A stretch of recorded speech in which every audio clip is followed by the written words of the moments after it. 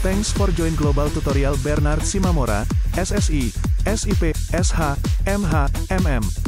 Subscribe, like, and share. Selamat mengikuti tutorial sistem kepartaian dan pemilu.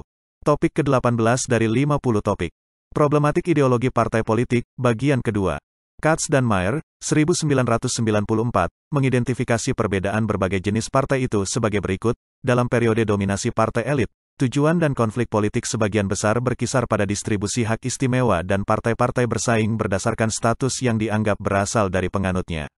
Ketika partai massa berkembang, oposisi utama dalam politik mulai berputar di sekitar masalah reformasi sosial, atau oposisi terhadap reformasi sosial, dan partai-partai bersaing dalam kapasitas perwakilan mereka.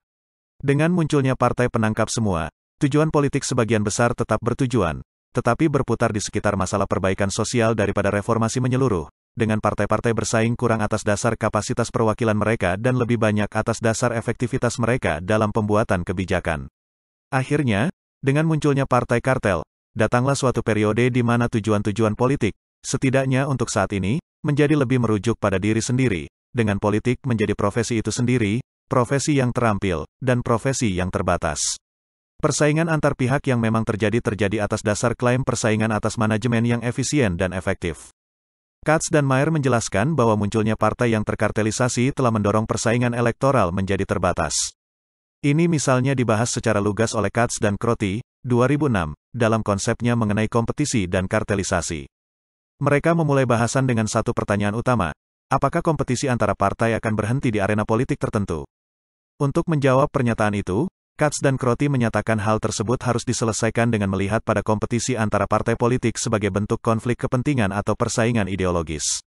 Dalam pandangan ini, satu partai pada dasarnya terlibat dalam pemilihan umum untuk mengartikulasikan satu kepentingan kolektif masyarakat atau beberapa kepentingan kumpulan sosial rakyat, namun persaingan ini berakhir ketika mereka melepaskan ideologinya. Dan, partai politik akan menanggalkan pembelaannya pada kepentingan kolektif karena alasan berikut ini. Pertama, keinginan mereka untuk menghimpun suara sudah terpenuhi, terutama pada waktu pemilihan umum diselenggarakan, dan kedua, adanya keperluan untuk mempertahankan kehidupan, survival, partai politik.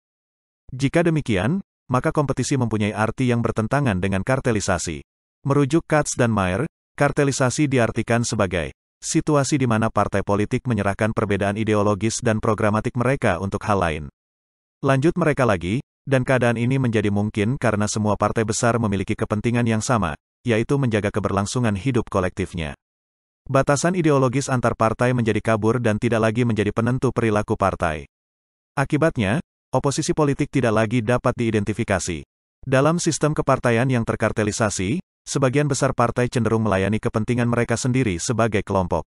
Tidak hanya itu, sistem kepartaian yang terkartelisasi juga menyebabkan terpisahnya pemimpin partai dengan konstituen mereka dan terpinggirnya para anggota partai, yang mayoritas dari organisasi partai. Dengan mengikuti rumusan seperti ini, maka dapatlah disimpulkan bahwa sistem politik yang termodernisasi telah menggerakkan kepentingan partai dari yang bersifat ideologis ke arah sistem kepartaian yang terkartelisasi, di mana salah satu cirinya adalah hilangnya ideologi partai dari kompetisi politik. Mereka lebih mengutamakan kepentingan sendiri sebagai satu kelompok dan kurang memperhatikan fungsi perwakilan yang sepatutnya dilaksanakan atas berbagai kepentingan kolektif yang seharusnya mereka wadahi di tengah-tengah masyarakat. Sebagai contoh, penyelenggaraan pemilihan umum, dan terutama pemilihan kepala daerah langsung, telah membangkitkan pragmatisme partai dalam kehidupan politik.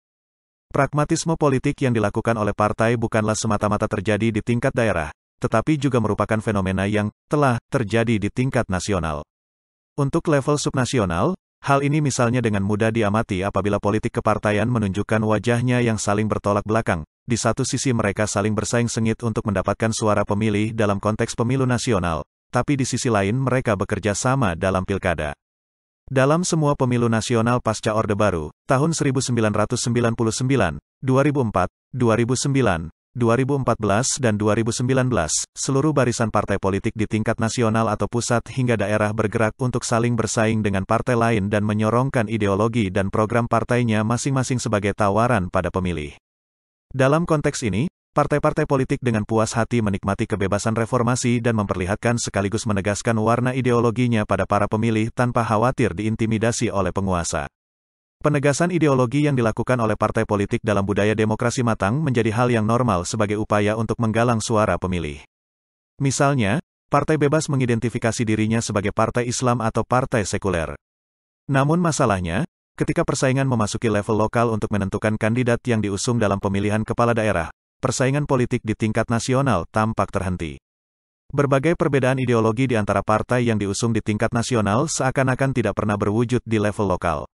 Ilustrasi ringannya seperti berikut, dengan mengasumsikan bahwa Partai Golkar, PDIP, Demokrat, dan lainnya berideologi nasionalis sekuler, PKB dan PAN adalah partai sektarian berbasis agama, sedangkan PBB dan PKS adalah partai agama, maka dalam pilkada ideologi ketiganya tidak akan pernah muncul karena yang muncul kemudian adalah pragmatisme politik. Kombinasi atau koalisi yang mereka bentuk menunjukkan pupusnya ideologi dan mekarnya pragmatisme politik partai yang terkartelisasi. Logikanya, persaingan yang keras dan sehat antar ideologi dapat memunculkan oposisi yang kredibel dan relevan. Sebab keadaan itu memungkinkan kelompok oposisi bisa menjalankan fungsinya sebagai pengawas dan penyeimbang, checks and balances, bagi partai-partai berkuasa agar mereka tidak melakukan tindakan yang melanggar undang-undang. Tapi pada kenyataannya, di banyak daerah, termasuk di tingkat pusat, koalisi lintas ideologi menjamur dengan tujuan hanya untuk sekedar kelangsungan hidup partai politik mereka masing-masing dengan segala kepentingan dan keuntungan ekonomi politiknya. Mereka telah menanggalkan ideologinya sebagai pengikat antar partai untuk berkoalisi karena yang terpenting adalah survival partai. Ini adalah satu masalah besar dalam partai politik, di mana ideologi tidak seperti dulu yang dapat menjadi pembeda antar partai politik. Itulah materi tutorial topik ke-18 tutorial sistem kepartaian dan pemilu. Channel ini akan sangat membantu masyarakat umum dan para mahasiswa yang sedang atau ingin kuliah di perguruan tinggi manapun di Indonesia. Untuk pemahaman yang lebih baik, putar dan dengarkan video ini berulang-ulang. Subscribe dan like, agar Anda mendapatkan update tutorial lainnya. Bagikan juga link video ini, agar teman lain juga mendapatkan manfaat channel ini.